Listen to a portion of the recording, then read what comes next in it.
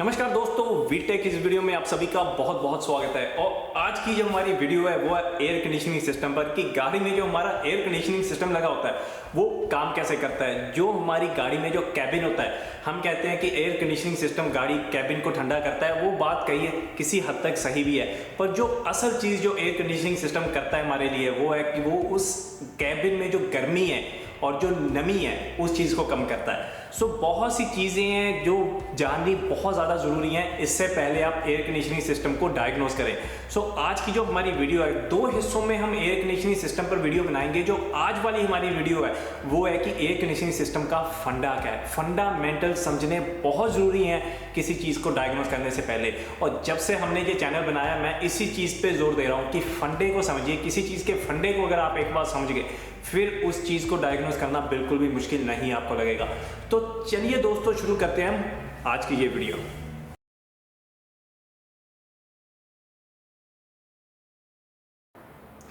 दोस्तों, इससे पहले मैं सीधा आपको गाड़ी में दिखाऊं कि कंडेंसर क्या काम करता है, वेपोरेटर क्या काम करता है। कुछ चीज़ें हैं, कुछ रूल्स हैं, जहां उसे आप कह लीजिए कुछ लॉज हैं जिसको समझना बहुत ज़्यादा ज़रूरी है एयर कंडीशनिंग सिस्टम को समझना। और वो लॉ क्या है, वो 4 रूल्स हैं। बस आप प्रिंसिपल या रूल्स अपने दिमाग में बैठा लीजिए। 4 चीज़ें आपने अपने दिमाग में रखनी है अगर आप एयर कंडीशनिंग सिस्टम को समझना चाहते हैं, अच्छी तरह से समझना चाहते हैं। अब पहली चीज़ वो क्या है, हीट, गर्मी। अब हमारी गाड़ी में देखिए, हम कह रहे हैं कि एयर कंडीशनिंग सिस्टम कैबिन में से गर्मी निकाल के बाहर फेंकता है। अब वो गर्मी आ कहाँ से रही है? देखिए, गर्मी आती है गाड़ी में हमारे सूरज से आती है, गर्म हुई सड़कों से हमें गर्मी अंदर आती है। इंजन बहुत गर्मी प्रोड्यूस कर रहा है, वो अंदर आती है। एग्जॉस्ट सिस्टम जो गाड़ी के नीचे लगा है वो बहुत गर्म हो जाता है, वहाँ से भी। अब इतनी जगह से अलग अलग गर्मी अंदर आ रही है गाड़ी के अंदर। अब पहला जो प्रिंसिपल है, जो पहली चीज़ मैं आपको याद रखने के लिए बता रहा हूँ वो ये है कि हमने हीट को मूव करना है, हमने गर्मी को मूव करना है, हमने गर्मी को अंदर से निकालना है और गाड़ी के बाहर फेंकना है। पहली चीज़ हमारी आपने ये याद रखनी है, हीट ट्रांसफ़र। हम कर रहे हैं एयर कंडीशनिंग सिस्टम पर हीट ट्रांसफ़र। अब हीट मूव कैसे होती है? हीट मूव होती है गर्म से ठंडे की तरफ।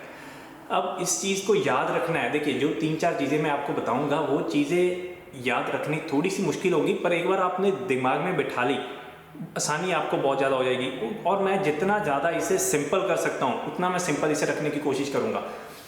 पहली चीज़ है कि हमारी जो हीट है, जो हमारी गर्मी है, वो मूव करती है गर्म से ठंडे की तरफ। मानिए हमारे पास चाय का कप है, चाय आपने गर्म की, पूरा कप आपने गर्म रूम में रखा और आप उसे 10-15 मिनट अगर छोड़ देते हो तो वो कप चाय वो ठंडी हो जाती है। हम कहते हैं यार चाय ठंडी हो गई। वो चाय ठंडी इसलिए हुई क्योंकि हीट ट्रांसफर हुई है गर्म चाय से। जो उसके आसपास उसका वायुमंडल है, जो एटमॉस्फेयर है, वो ठंडी हवा है, जो वो हीट ट्रांसफर होगी गर्म चाय से ठंडी हवा में। हॉट टू कोल्ड जो हमारी हीट ट्रांसफर है उसकी वजह से हमारी चाय ठंडी हो जाती है। और वो हीट ट्रांसफर तब तक होती रहेगी जब तक उन दोनों में एक बैलेंस नहीं बन जाता। अब बैलेंस क्या है कि जो चाय का टेम्परेचर है और जो उसके आसपास हवा है उसका जो टेम्परेचर है, जब तक वो दोनों एक दूसरे के बराबर नहीं आ जाते तब तक वो हीट ट्रांसफर होती रहती है। और ये चीज़ हर एक चीज़ में लागू होती है। अगर मेरा शरीर अगर गर्म है और मैं ठंडे कमरे में चले जाता हूँ, मेरे शरीर से जो हीट है वो हॉट टू कोल्ड मेरे शरीर से होकर कमरे में जाएगी और तब तक मेरा शरीर ठंडा होता जाएगा जब तक मेरा और उस कमरे में मेरे आसपास जो हवा है उसका टेम्परेचर एक जैसा नहीं होता, इक्विलिब्रियम नहीं बन जाता। इस चीज़ को आप पहले याद रखिए कि जो हमारा एयर कंडीशनिंग सिस्टम है इसका सबसे पहला रूल ये है कि जो हमारी हीट ट्रांसफ़र है वो हॉट टू कोल्ड होती है, गर्म से ठंडे की तरफ जाती है। और इसे आप याद रख सकते हैं आपके चाय के कप से कि चाय के कप में से गर्मी आपके आसपास हवा में जा रही है। अब दूसरी चीज़ इवेपोरेशन। अब देखिए 3 स्टेट्स होती हैं। 3 स्टेट्स का मतलब कि एक हमारी लिक्विड स्टेट होती है, एक हमारी सॉलिड स्टेट होती है, एक हमारी गैस स्टेट होती है। थोड़ा सा इसके मैंने इसे मिक्स कर दिया। पहले सॉलिड ले लीजिए, फिर लिक्विड ले लीजिए, फिर गैस ले लीजिए। सबसे आसान तरीका इसे याद रखने का क्या है कि अगर हमारे पास बर्फ़ का टुकड़ा है, अगर आप उसमें अब वो गर्म होता जाए, उसमें हीट होती जाए तो वो पानी बन जाता है। पानी में से उसके बाद वो इवेपोरेट, वो गैस बन जाता है, वेपर्स बन जाते हैं। ठीक है। पहली चीज़ है इवेपोरेशन, किसी चीज़ का इवेपोरेट होना। अगर आप किसी चीज़ में इतनी ज़्यादा हीट ट्रांसफ़र कर दें, इतनी ज़्यादा हीट डाल दें किसी चीज़ में कि वो इवेपोरेट हो जाए, पानी से भाप बन जाए, वो उसे हम इवेपोरेशन कहते हैं। ये चीज़ बहुत ज़्यादा इंपॉर्टेंट है। जो 4 रूल्स बता रहा हूँ ध्यान से सुनिएगा। सो पहली चीज़ है इवेपोरेशन। अगर आप पानी को उबालते हैं, आप क्या कर रहे हैं असल में, जो नीचे आपके पानी के आग लगी हुई है, जो स्टोव में से आग निकल रही है, उस आग में से सारी हीट पानी में जा रही है। हॉट टू कोल्ड, जैसे मैंने आपको बताया, वो सारी गर्मी आग में से पानी में जा रही है। जब वो पानी बहुत सारा हीट ले लेता है, वो इवेपोरेट हो जाता है। सो किसी चीज़ में इतनी गर्मी डाल देनी कि वो इवेपोरेट हो जाए, उसे हम इवेपोरेशन कह देते हैं सिंपल अक्षरों में। सो किसी चीज़ में इतनी गर्मी डालनी कि वो पानी से भाप बन जाए, वो इवेपोरेशन है। अगर उसी भाप में से मैं वो गर्मी निकाल दूं, वो दोबारा पानी बन जाएगा, और उसे हम कहते हैं कंडेंसेशन। सो इवेपोरेशन है किसी चीज़ में इतनी गर्मी डालनी कि वो पानी से भाप बन जाए, और किसी भाप में से इतनी हीट निकालनी वो भाप से पानी बन जाए, वो कंडेंसेशन हो गया। सो हमारे 3 चीज़ें हमने कवर कर ली हैं। सो पहली चीज़ हीट ट्रांसफ़र, कि गर्म से ठंडे की तरफ हीट ट्रांसफ़र होती है। दूसरी चीज़, किसी चीज़ को इतना गर्म करना, जैसे आपका पानी, उसे इतनी हीट देनी कि वो भाप बन जाए। और अगर उसी उबलते पानी के ऊपर हम प्लेट रख दें, तो वो प्लेट के बाहर मौसम जो तापमान है वो ठंडा है, प्लेट भी ऊपर की साइड से ठंडी है। तो जब वो पानी ऊपर ठंडी प्लेट पे पड़ेगा, तो वो फिर से उसमें से हीट ट्रांसफर हो जाएगी हॉट टू कोल्ड, और वो फिर से भाप पानी बन जाएगी, वो हमारी कंडेंसेशन है। अब तीसरी चीज़, जो बॉइलिंग पॉइंट और प्रेशर है।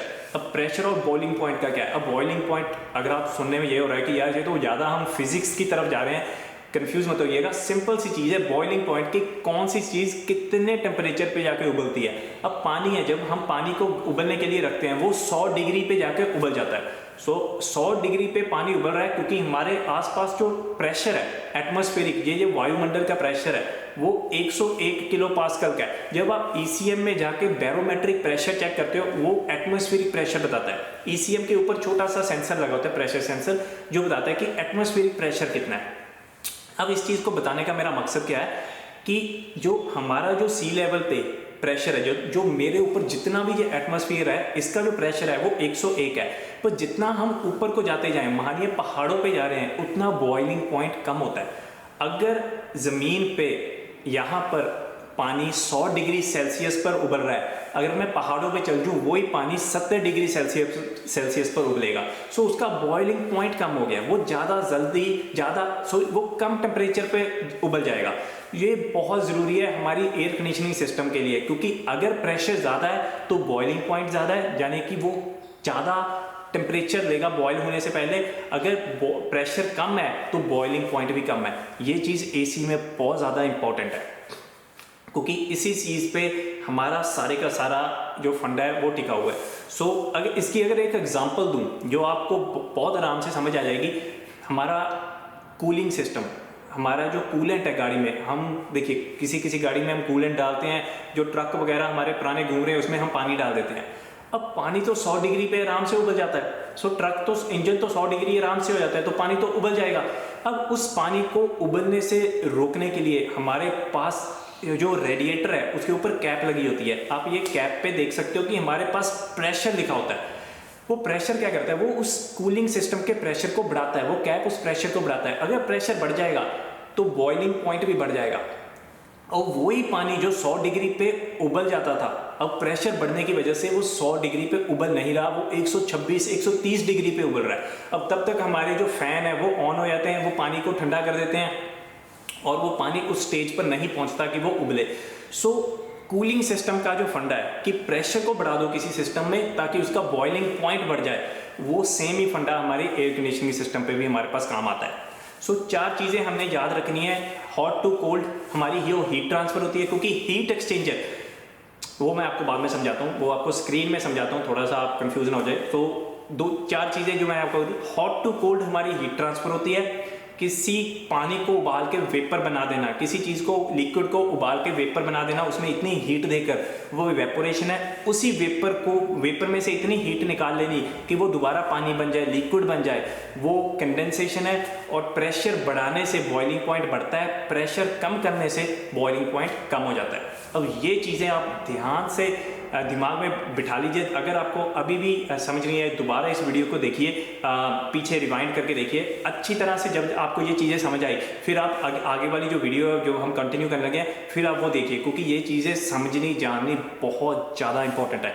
तो अब मैं आपको दिखाता हूँ कि एसी सिस्टम में कौन कौन से सिस्टम लगे जाते हैं, और ये जो चीज़ें मैंने अभी आपको बताई हैं ये असल में एसी सिस्टम में कैसे काम आती हैं। तो चलिए स्क्रीन पर देखते हैं कि एसी सिस्टम कैसे काम करता है। सो दोस्तों, आप स्क्रीन पे देख सकते हैं हमारे पास ये एक डायग्राम है कि एसी सिस्टम गाड़ी में कैसे लगा होता है।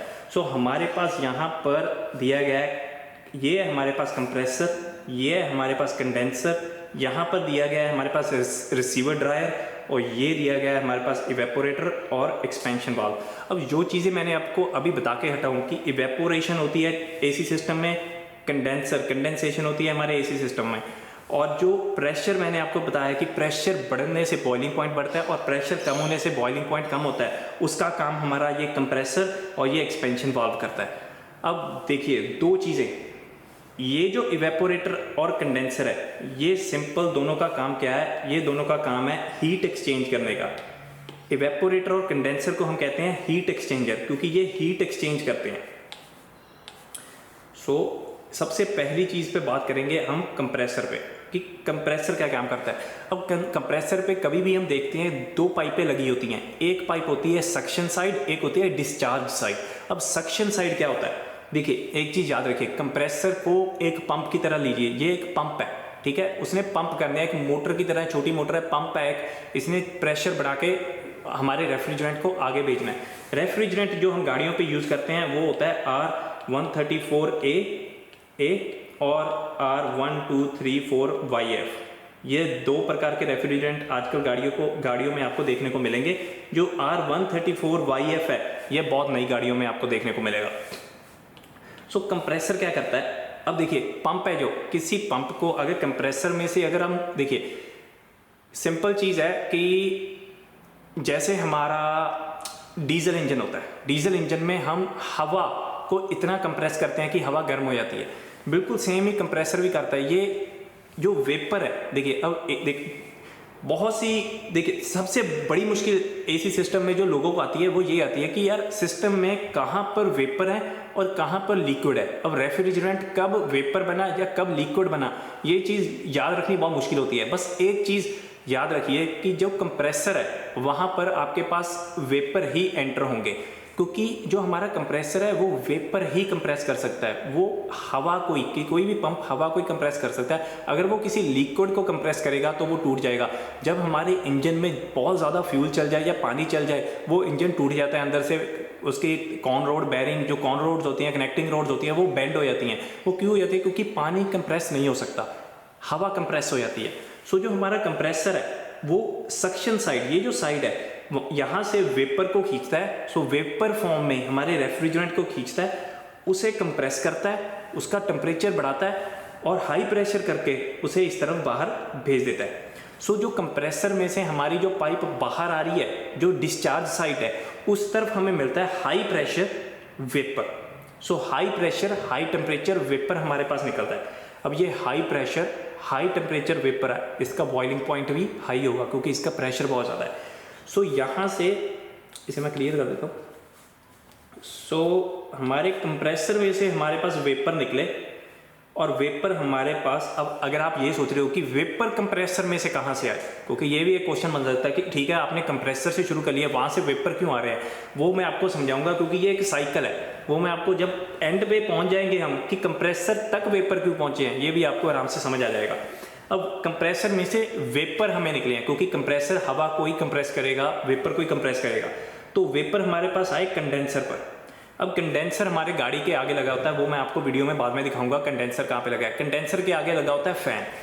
कंडेंसर में से जब हमारा बहुत गर्म वाला वेपर रेफ्रिजरेंट मूव करता है, ऐसे ऐसे मूव करता है, नीचे जाता जाता दूसरी तरफ से वो बाहर आ जाता है, उस टाइम क्या होता है कि हवा गर्म जो हमारे आसपास, देखिए जो कंप्रेसर ने रेफ्रिजरेंट को गर्म किया है उसका टेम्परेचर बहुत ज़्यादा है, और जितनी भी हवा आपके बाहर है, जब आप चाहे मानिए 35 डिग्री चाहे 40 डिग्री हवा मान लीजिए बाहर गाड़ी के, वो फिर भी ठंडी है जितना गर्म आपका रेफ्रिजरेंट है जो वेपर कंप्रेसर ने छोड़ा है। सो बाहर वाली जो हवा है जब वो कंडेंसर के ऊपर में से जाती है, ये देखिए यहाँ पे लिखा है एम्बिएंट हवा, जो एम्बिएंट टेम्परेचर पे हवा, जब वो जो रेफ्रिजरेंट घूम रहा है, वेपर इसमें से कंडेंसर में से घूम रहा है, जब इसके ऊपर से निकलती है तो वहाँ पर होती है हमारी हीट एक्सचेंज, हीट ट्रांसफर होती है हॉट टू कोल्ड।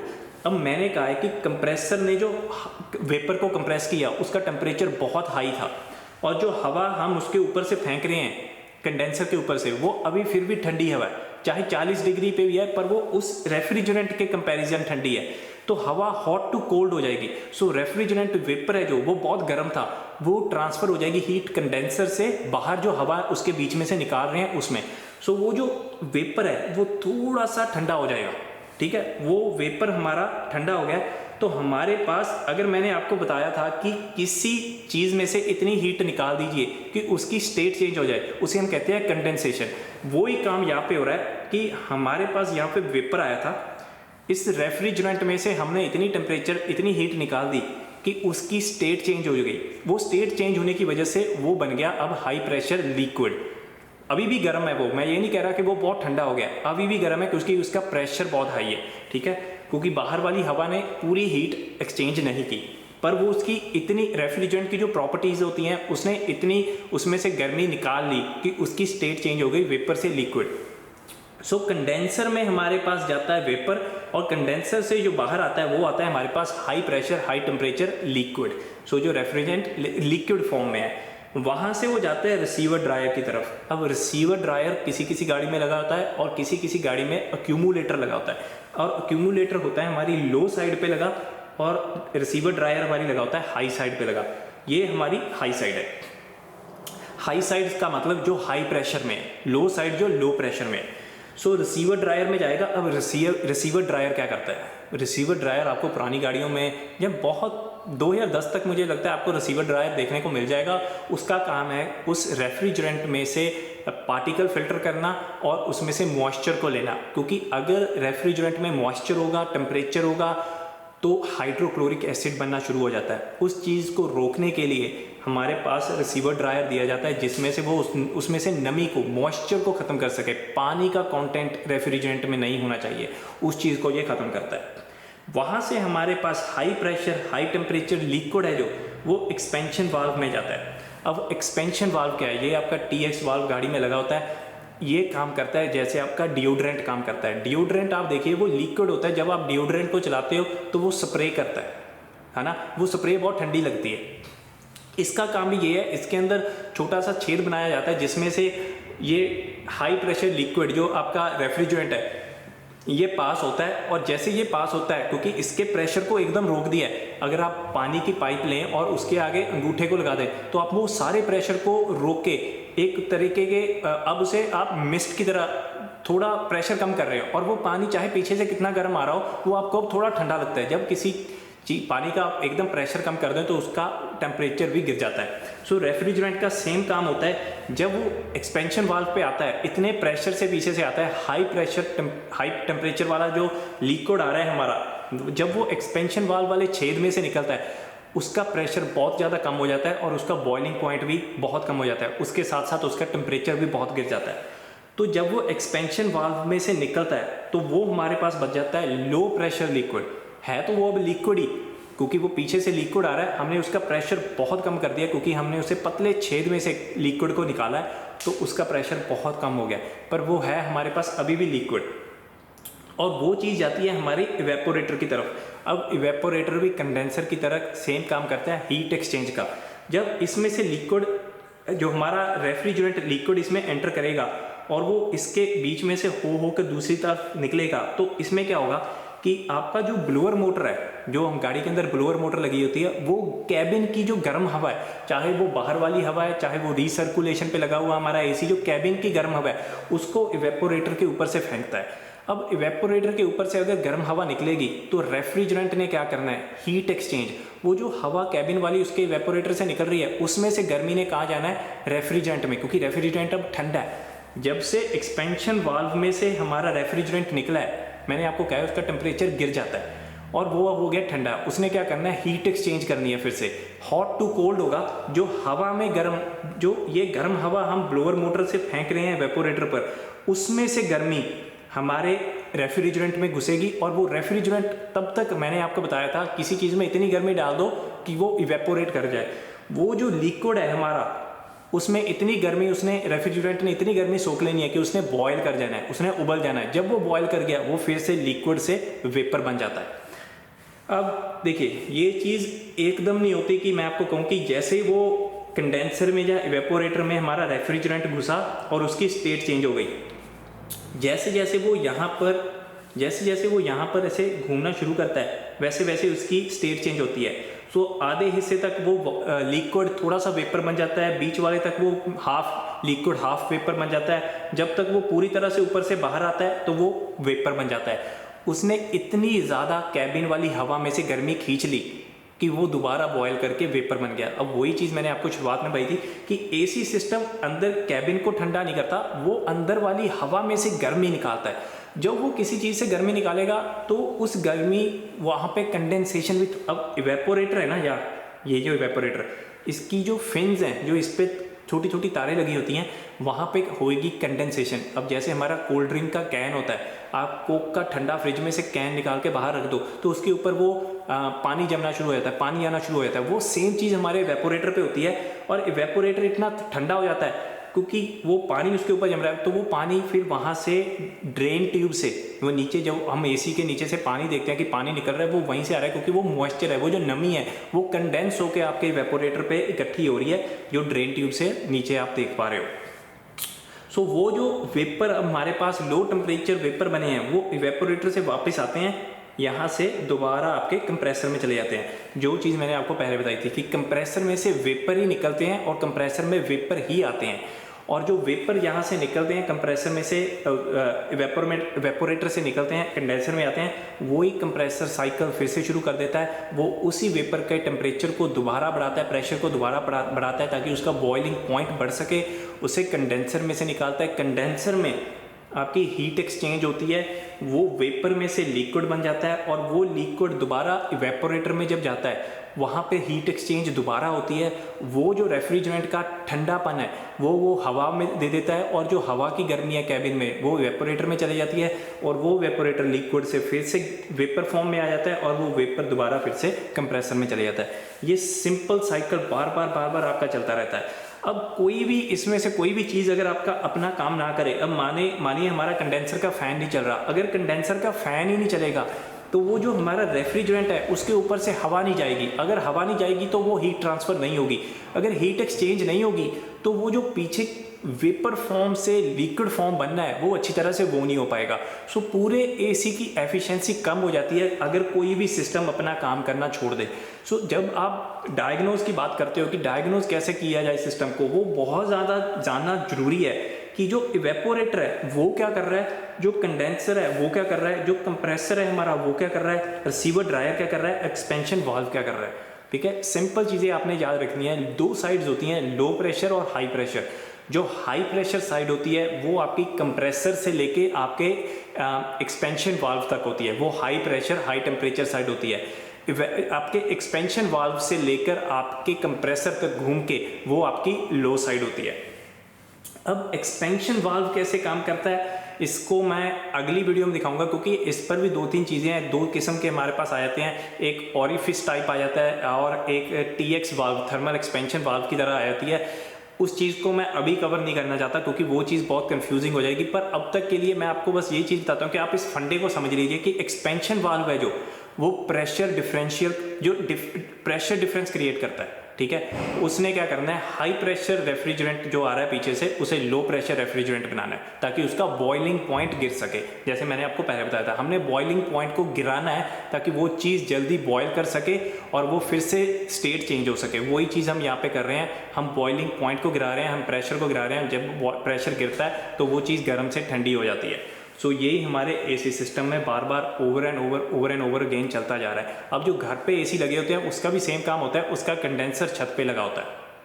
और जो उसका इवेपोरेटर है वो आपके रूम में लगा होता है, और वो जो आपकी रूम वाली हवा है वो उसी हवा को बार बार ब्लोअर मोटर उठाता है और ठंडा कर करके फेंकता जा रहा है, क्योंकि उस हवा में से गर्मी को वो सोख रहा है। वो इवेपोरेटर उस हवा में से, वो रेफ्रिजरेंट, इवेपोरेटर नहीं कहूँगा क्योंकि इवेपोरेटर तो सिंपल एक हीट एक्सचेंजर है, जो रेफ्रिजरेंट है वो उसी रूम वाली हवा में से उस गर्मी को सोख रहा है और बाहर जाके ऊपर कंडेंसर को देता है, कंडेंसर वो ही गर्मी बाहर फेंक देता है। कभी भी आप एसी के कंडेंसर के पास जाओ, वहाँ से बहुत ज़्यादा गर्मी बाहर आएगी, कंडेंसर से बहुत गर्म हवा बाहर आती है, क्योंकि वो सारी हवा जो आपके रूम में थी वो सारी गर्मी वो बाहर निकाल के रेफ्रिजरेंट आपके कंडेंसर तक ला रहा है, ताकि वो कंडेंसर के बाद पास जो पंखा लगा है, जो फैन लगा है, वो सारी उस हवा को बाहर फेंक सके, उस कंडेंसर में से जो हीट है उसको एक्सचेंज करके बाहर वाली हवा को दे सके।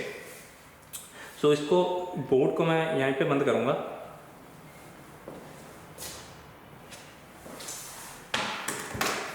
सो सिंपल चीज़ें हैं दोस्तों, कोई ज़्यादा नहीं है। हमने ये चीज़ें याद रखनी है कि जो हीट ट्रांसफ़र है वो हॉट टू कोल्ड जाती है, जो हमारा कंडेंसर है वो जो स्टेट है हमारे रेफ्रिजरेंट की उसे चेंज करता है, और जो हमारा इवेपोरेटर है वो भी सेम चीज़ करता है, उस रेफ्रिजरेंट की स्टेट को चेंज करता है। अब मैं क्या करूँगा, आपको गाड़ी का बोनट खोल के आपको सारे एसी सिस्टम के बारे में दिखाता हूँ। जो हुड के नीचे जो चीज़ हमने अभी बोर्ड पे देखी है, स्क्रीन पे देखी है, उसी चीज़ को मैं वहाँ पे आपको दिखाता हूँ, ताकि आपको देखने में ज़्यादा समझ आती है, मैं ये मानता हूँ, और आपको थोड़ा समझ आ जाएगा कि कंडेंसर के आगे जो फ़ैन लगा है वो कैसे काम कर रहा है, या जो पाइपिंग है वो कैसी हुई है। देखिए, आप रोज़ गाड़ियों पे काम करते हैं, कोई ऐसा हमारी चैनल पे ज़्यादातर जो भाई हैं वो सारे मैकेनिक हैं, टेक्नीशियंस हैं, गाड़ियों पे रोज़ काम करते हैं। सो एसी सिस्टम आपने बहुत बार देखा होगा, पर फिर भी जो हमारे भाई हैं जिन्होंने एसी सिस्टम नहीं देखा है, अब जितना जो कवर किया है थोड़ा सा उन्हें ज़्यादा समझ आएगी इस चीज़ की। तो चलिए देखते हैं बोनेट के नीचे कि एसी सिस्टम का लेआउट कैसा होता है। सो दोस्तों, जैसे आप यहाँ पे देख सकते हैं, हमारे पास ये एसी की पाइप है और ये भी एसी की पाइप है। जो पतली वाली हमारी पाइप होती है वो हमारी हाई प्रेशर हाई टेम्परेचर वाली पाइप होती है, जो हाई साइड होती है हमारी, और जो मोटी वाली पाइप होती है वो लो प्रेशर हमारी वेपर वाली साइड होती है, क्योंकि हमें एक्सपेंशन चाहिए। ये एक्सपेंशन के लिए हमारी पाइप जो लो साइड वाली आती है ये मोटी बनाई जाती है। यहाँ पर हमारे दो चार्ज पोर्ट दिए गए हैं, एक चार्ज पोर्ट आपका यहाँ लो साइड दिया गया है और एक चार्ज पोर्ट हमारा यहाँ पे हाई साइड दिया गया है। और यहाँ पर आप देख सकते हो, अगर आप कहोगे ये पाइप थोड़ी सी मोटी है, ये पतली है, ये हाई साइड ही है क्योंकि ये अभी कंप्रेसर से आ रही है। जब ये कंप्रेसर अब नीचे यहाँ पे दिया गया है हमारा कंप्रेसर, अब कंप्रेसर कंप्रेस करेगा, कंप्रेसर के आगे क्लच लगा होता है। क्लच तभी ऑन होता है जब आप एसी के बटन को ऑन करते हो, और वो एक बार देखिए, नई गाड़ियों में और भी सेंसर लगे होते हैं, जब तक वो सेंसर सही इन्फॉर्मेशन नहीं भेजते कि सारा कुछ सही है, हमारा प्रेशर सही है, तब तक क्लच एंगेज नहीं होता। पुरानी गाड़ियों में स्विच लगी होती है, जैसे इस गाड़ी में स्विच लगी हुई है एसी की, यहाँ पर हमारे जो रिसीवर ड्रायर है इसके ऊपर स्विच लगी हुई है। जब हमारी स्विच की तरफ से सिग्नल जो है हमारे एसी सिस्टम को पहुंच जाता है तो वो कह देता है ओके सब ठीक है। हमारा जो क्लच लगा होता है वो एंगेज हो जाता है, कंप्रेसर अपना काम करना शुरू कर देता है। वो हमारे पीछे से जो हमारी लो साइड में से, यहाँ से हमारी लो साइड वाली ये मोटी पाइप है, यहाँ से हमारे पास जा रहा है वेपर। मैंने जैसे आपको कहा था वेपर हमारे कंप्रेसर में जाएगा, कंप्रेसर कंप्रेस करेगा, वहाँ से वो वेपर इस तरफ high temperature high pressure vapour वो इस पाइप पे भेजेगा। सो इस पाइप में से अंदर जाके यहाँ पर हमारा दिया गया है कंडेंसर, इसके नीचे कंडेंसर दिया गया है, ये आपका रेडिएटर है, नीचे कंडेंसर दिया गया, कंडेंसर के अंदर से होके यहाँ पर फैन इसके पीछे दो फैन दिए गए हैं। यहाँ पर दो किस्म के फ़ैन होते हैं, कुछ में फ़ैन आगे लगा होता है, वो पुश फैन होता है कि वो हवा को पुश कर रहा है आपके कंडेंसर के बीच में से। कुछ फ़ैन पीछे, कुछ गाड़ियों में फ़ैन पीछे लगे होते हैं, वो पुल फैन होते हैं, वो हवा पुल करते हैं कंडेंसर के बीच में से। सो ये पुल फैन है, इसमें दो फैन दिए गए हैं, एक फ़ैन आपका एसी का स्पेसिफिक फ़ैन है। तो जब आपने एसी ऑन किया, वो फ़ैन ऑन होगा, वो हवा को खींचना शुरू करेगा आपके कंडेंसर में से, और वो हीट एक्सचेंज दोबारा होगी, और वो हीट एक्सचेंज होगी, वो वेपर लिक्विड बन जाएगा, और वो आपके कंडेंसर में से निकल के नीचे से यहाँ से वापस आ रहा है। ये हाई टेम्परेचर हाई प्रेशर हमारे पास अभी भी लिक्विड है, ये यहाँ से इधर आपके पास आएगा। जैसे मैंने आपको बताया था, रिसीवर ड्रायर आपकी हाई साइड पे लगा होता है पुरानी गाड़ियों में। ये 2001 मॉडल की गाड़ी है, यहाँ पे हमारे पास रिसीवर ड्रायर दिया गया है हाई साइड में। सो यहाँ से ये हाई साइड में से अंदर जाएगा, फिर यहाँ में से यहाँ उसमें उसके अंदर जो नमी है रेफ्रिजरेंट की, उसको सोखा जाएगा, उसको क्लियर, फिल्टर भी लगा है, उसको क्लियर किया जाएगा रेफ्रिजरेंट को। सो यहाँ से हमारा हाई साइड है जो वो अंदर जाएगा, और इसका जो TX वाल्व है, जो एक्सपेंशन वाल्व है, वो गाड़ी के अंदर लगा हुआ है, वो इवेपोरेटर के पास लगा हुआ है। अब इसके अंदर इवेपोरेटर जो हमारा कैबिन है, हैचबैक यूनिट उसे कह देते हैं हम, heating ventilation and air conditioning वाला जो यूनिट है जिसके अंदर इवेपोरेटर या हीटर कोर लगा होता है, वो उसके अंदर है। वहाँ से घूमकर जब वो फिर से स्टेट चेंज हो जाएगी, वेपर से वो लिक्विड से फिर से वेपर बन जाएगा, वो वेपर दोबारा हमारा इस साइड से वापस आएगा और यहाँ से फिर हमारे कंप्रेसर को चले जाएगा। फंडा बहुत ही सिंपल है, बस जानना जरूरी है कि जो स्टेट ऑफ चेंज है वो कहाँ हो रही है।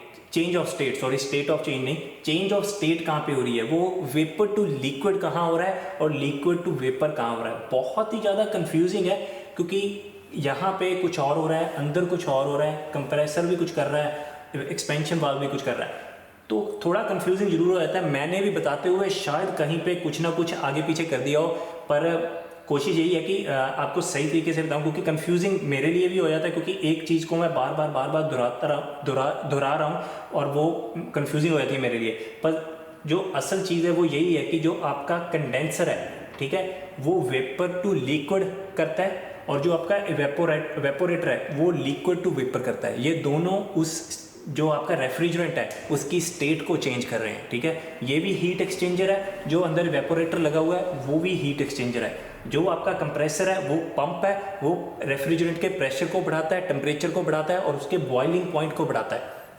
ये जो एक्यूमुलेटर लगा हुआ है यहाँ पे, ये उसके अंदर से नमी खत्म करता है, उसके अंदर से मॉइस्चर खत्म करता है, ताकि आपके रेफ्रिजरेशन सिस्टम में जो आपका AC सिस्टम है उसमें खराबी ना आ जाए, क्योंकि वो अगर मॉइस्चर होगा वो क्रोजन भी करता है। इसी के लिए सभी सिस्टम को लुब्रिकेट करने के लिए हम AC का ऑयल भी डालते हैं, ताकि वो सारा कंप्रेसर है, जो सारी सिस्टम है, जो पाइपिंग है, वो सारी लुब्रिकेटेड रहे, ठीक है। सो इसके अलावा हमारे पास कुछ खास नहीं है। अगर ये दोनों चार्ज पोर्ट हम खोल दिए, यहाँ पे हमारे गेज लगाएं और AC को ऑन करें, हम हमारे प्रेशर को रीड कर सकते हैं और प्रेशर को देखकर हम बता सकते हैं कि हमारे AC सिस्टम में कोई इशू है या नहीं, और वो हम कवर करेंगे अगली वीडियो में, ताकि ये चीज़ तब तक सभी भाइयों को अच्छी तरह से समझ आ जाए कि सिस्टम पे चल क्या रहा है। जब तक हमें ये नहीं पता होगा कि कहाँ पे क्या चेंज आ रहा है, तब तक हम गेज को भी समझने को कोई फ़ायदा नहीं है, क्योंकि हमें नंबर नहीं समझने, हमने बस ये नहीं समझना कि प्रेशर कितना है, हमने ये समझना है कि AC सिस्टम में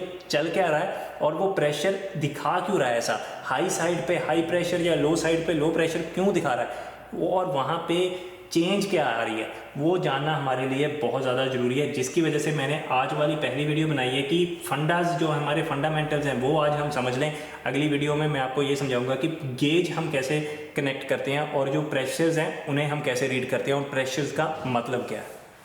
सो दोस्तों, ये थी हमारी आज की वीडियो एयर कंडीशनिंग सिस्टम पर। हमारा जो मकसद था कि एयर कंडीशनिंग सिस्टम का फंडा क्या है, वो काम कैसे करता है, हीट कैसे हमारे कैबिन में से मूव होकर बाहर तक आ रही है, ये चीज़ हमने जानी है कि जो रेफ्रिजरेंट है वो हमारी हीट को मूव करता है, वो अंदर रेफ्रिजरेंट अंदर से फ्लो करता है, हीट को लेता है और बाहर जो वो रेफ्रिजरेंट आता है हीट को छोड़ देता है। सो बहुत ही सिंपल है पर बहुत ही कंफ्यूजिंग कॉन्सेप्ट है, क्योंकि बहुत सारी चीज़ें हो रही हैं एयर कंडीशनिंग सिस्टम पर अगर आप बार बार इस चीज़ को समझेंगे, अपने दिमाग में दोहराएंगे, आपके दिमाग में ये चीज़ अच्छी तरीके से बैठ जाएगी। सो उम्मीद है दोस्तों आपको ये वीडियो पसंद आई होगी, और अगली वीडियो में हम और भी इससे डिटेल में देखेंगे, इसकी वर्किंग को और डिटेल में देखेंगे, प्रेशर वगैरह के बारे में समझेंगे। तब तक के लिए नमस्कार।